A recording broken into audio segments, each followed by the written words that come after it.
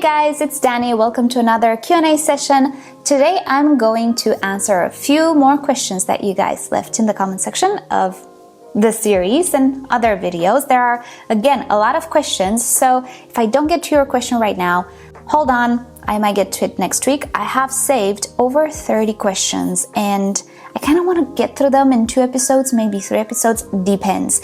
So without further ado, a word from our sponsor. This video, together with this entire series, is sponsored by repotme.com, who offers you everything you could possibly need to properly take care of your orchid, from potting mixes to pots, fertilizers, accessories, and everything in between. And not only for orchids, but also for other houseplants as well, such as cacti and succulents. So I will link you to their website down below in the description. Feel free to check them out at any time, after this video, during the video. And also I will link you to my personal favorite products that I've used and I really liked. So without further ado, let's get to it. There's a lot of questions and I really want to get through them. Right, first question is from Kim Dreyer. Is it okay to trim Cattleya roots when repotting? I mean, however careful you are, most of them are going to break anyway when trying to fit them into the new pot. Alright, so especially with Cattleyas, they do tend to be more on the sensitive root side. However, when repotting a Cattleya, it doesn't necessarily have to be that most of the roots will get damaged. Now, there are a few things to help you with that. First of all, always soak the roots prior to repotting them. Make sure they are full of water, hydrated, and flexible. Roots snap when they're not flexible. When they're super soaked with water, they are a lot more flexible. Now, this will not prevent 100% breakage, but it can definitely help. And especially with Cattleyas, I would not repot one dry unless I know that all of the roots are already dead. And just to answer your question, is it okay to trim Cattleya roots when repotting? You know what? If you're a beginner, I would say no.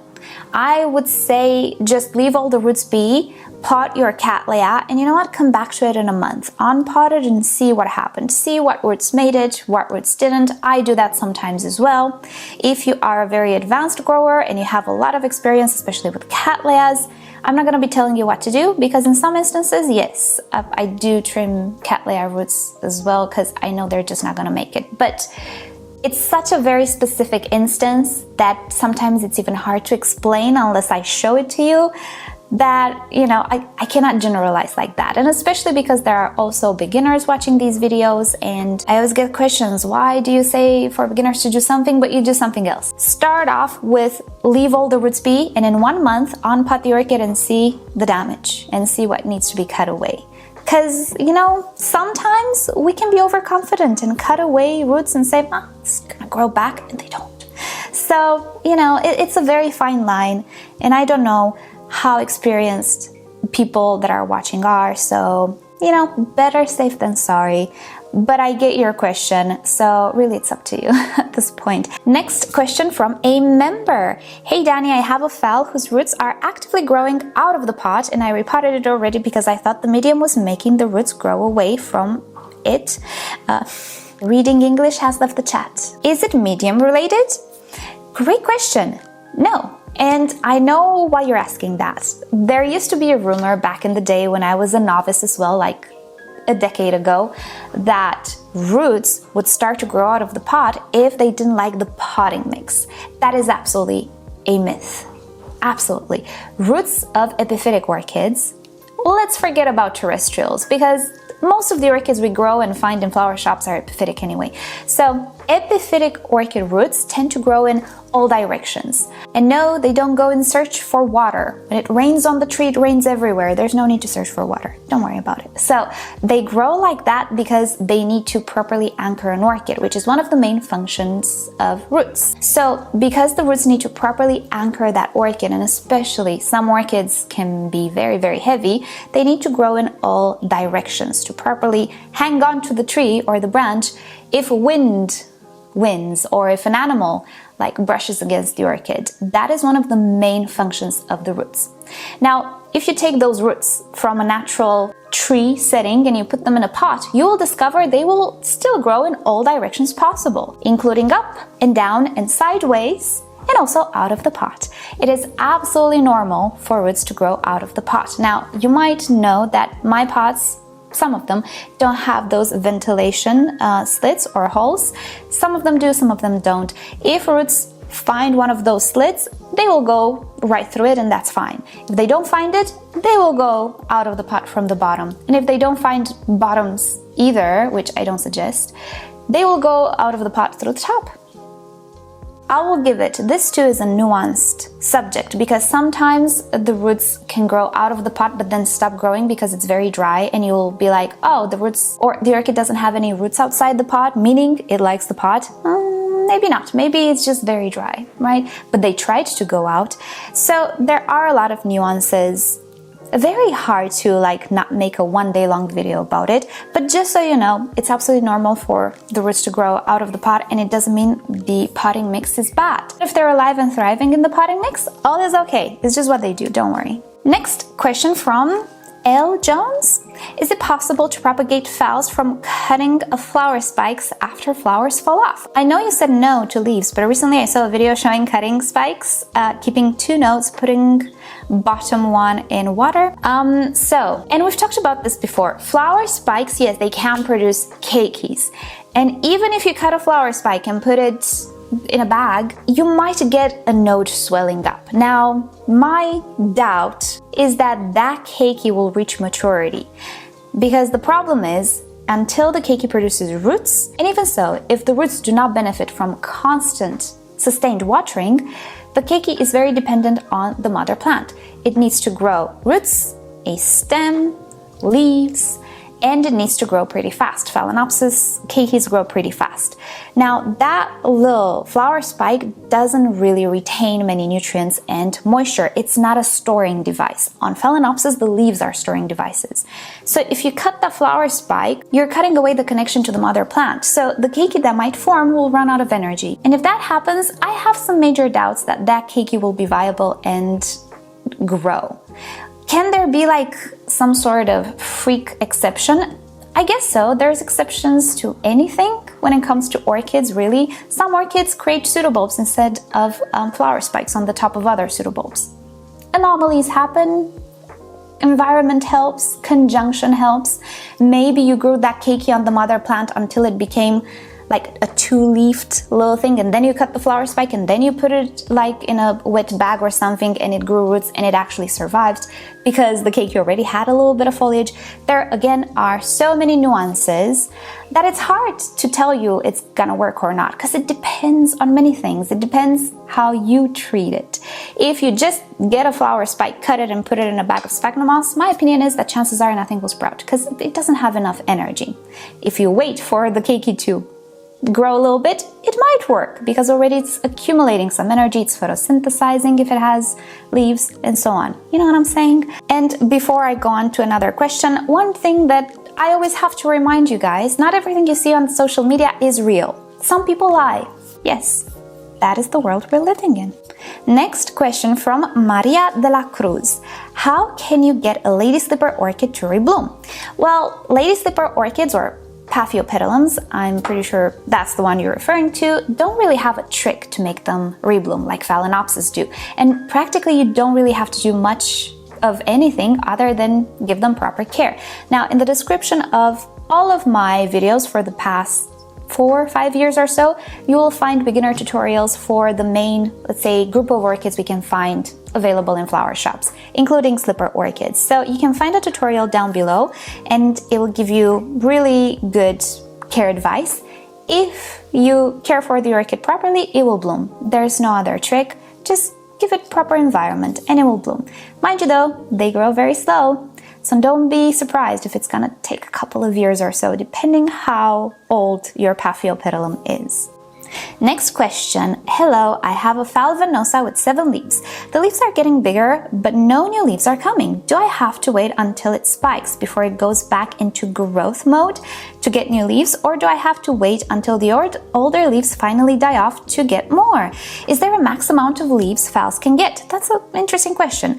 Or, LOL, is my only option to just be more patient? That's kind of the only option we as orchid growers have. Just be patient. And I had a viewer many years ago who really got upset with me for telling them to be more patient.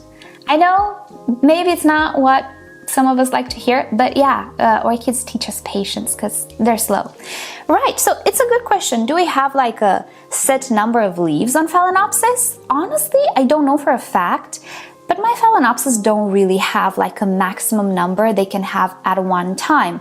Yes, it is true that in most years you will have 1 or 2 leaves at the bottom drying up and yellowing, regenerating itself. That is absolutely normal, it happens. But I honestly never counted the leaves to see how many leaves each orchid has on an average at all times, I guess.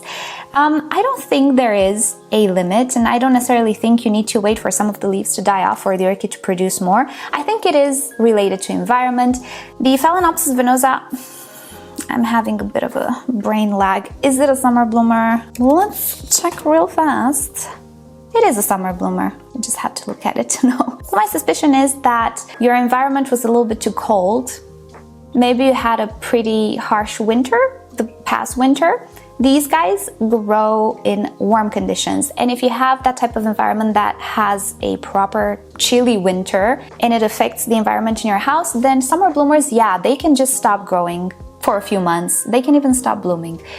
Hence why we call them summer bloomers. They love warmth, they love extra light, and maybe even the duration of light is a factor. I don't really know, to be fully honest. I can tell you the other Phalaenopsis subgenus doesn't have anything to do with daytime.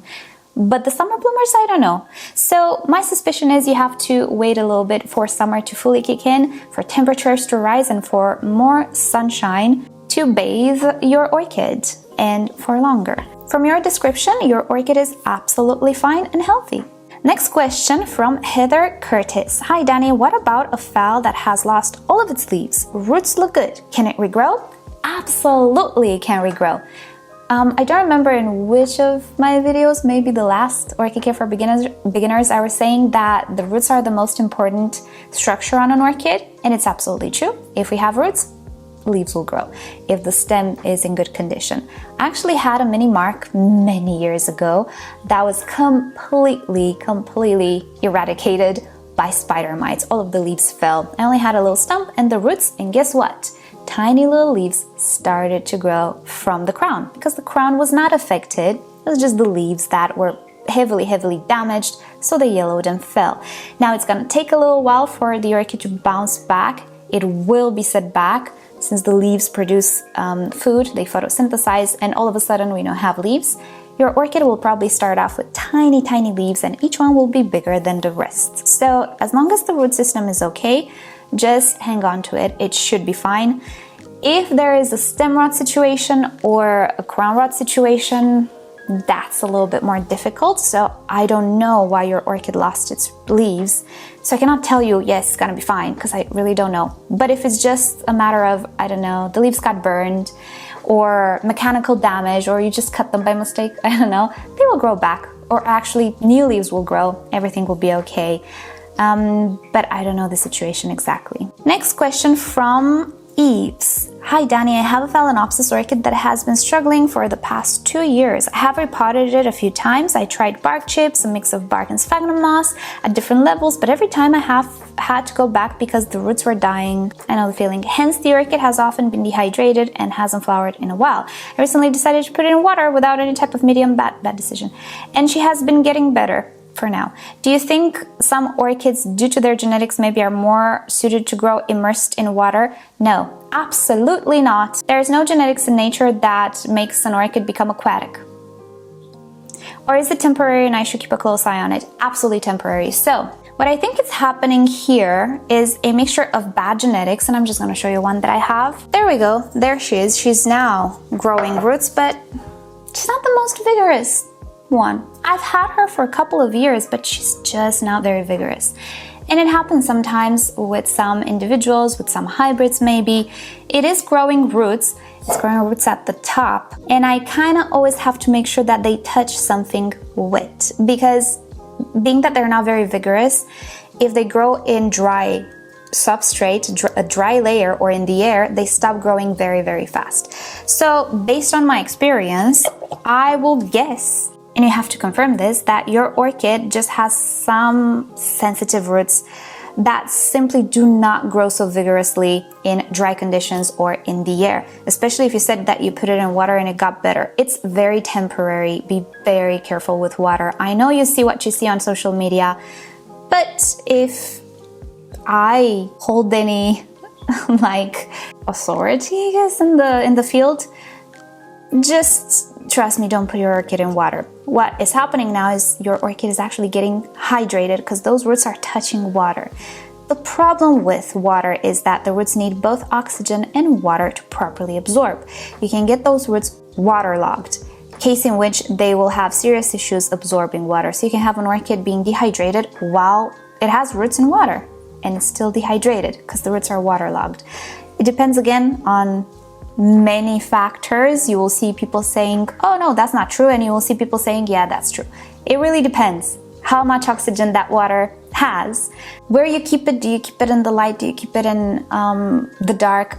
There are many factors that will be a little bit hard to explain, but what I would suggest is with that orchid to actually get it out of that water and put it in wet sphagnum moss. The good thing with sphagnum moss is, well, there are multiple good things. One, it's acidic, which will be easier on the roots and will make absorption of nutrients easier as well. In higher pH, nutrients are not adequately absorbed. So if your orchid is suffering, it will need to absorb some of those nutrients.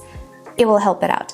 Second, it is moist, it is very water retentive, and it stays evenly moist while also providing air. It is a fabulous material because it can offer air and water at the same time. And third benefit, it is very, very fluffy, so it will not mechanically damage the root tips, which can be sensitive in some orchids.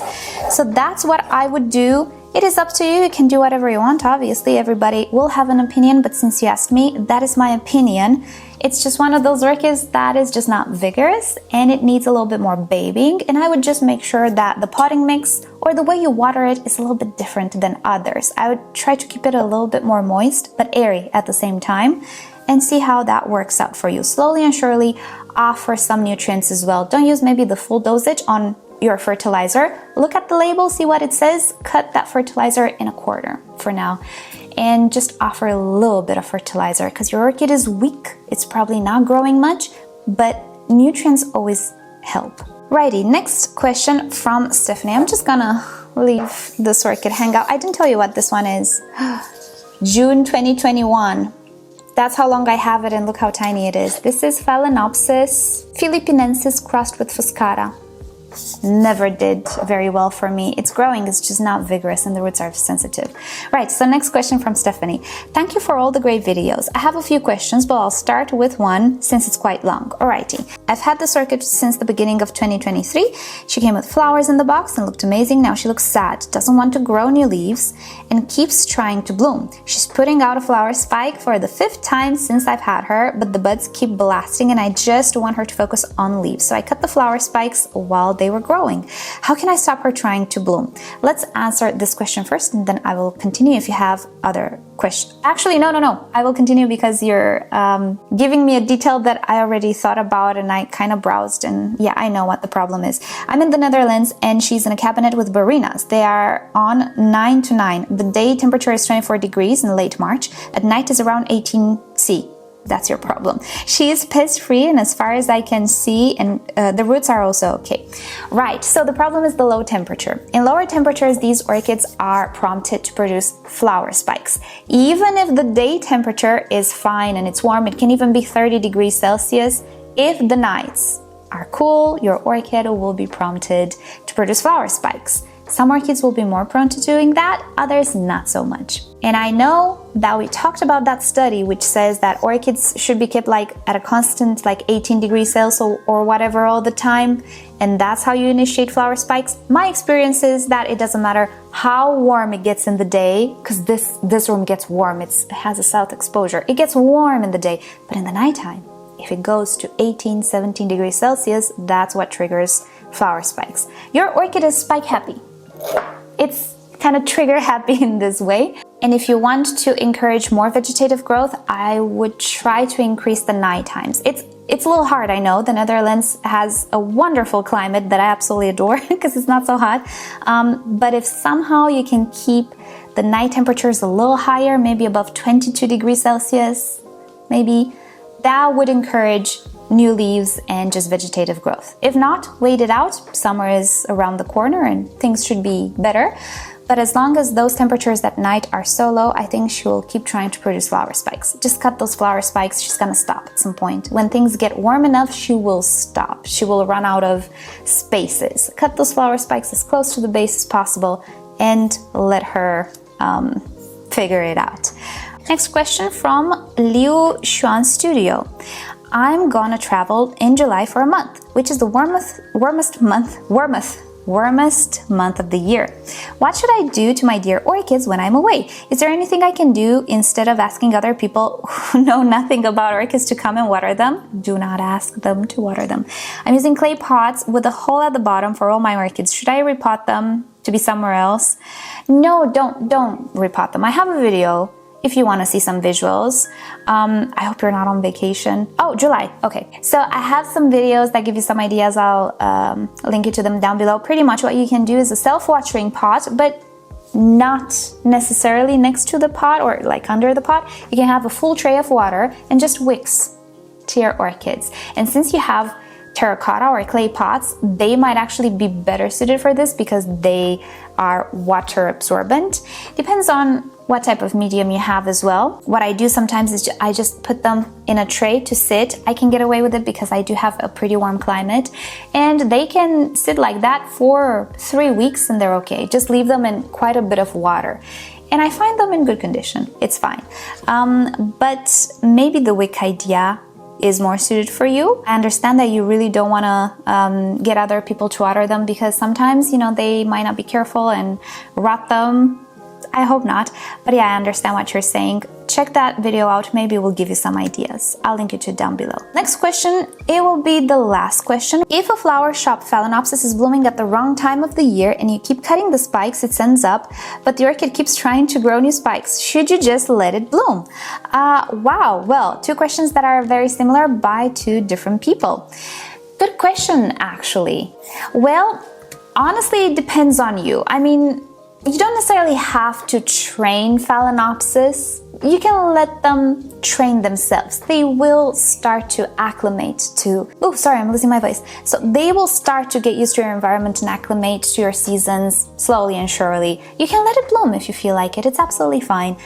If it's like the previous commentator, if the orchid is suffering, it's dehydrated, it has lost roots or something, or it's just not growing properly, then cut the flower spikes, absolutely. But if it's healthy and it's trying to bloom, let it bloom. So if you want, let it bloom. It's absolutely fine. No worries, as long as the orchid is healthy, and she will acclimate to your environment. Maybe your environment is again a little cooler, so you will have flower spikes for longer throughout the year. Just let it be. If she's not suffering, everything's okay. Right, so for today, that is about it. Thank you guys so much for sending these questions and for watching. Hope this video helped you out if you left the question, as well as if you're just watching just to learn general stuff. Thank you, rePotme, for sponsoring yet another video. And with that said, I'll see you all next time. Bye!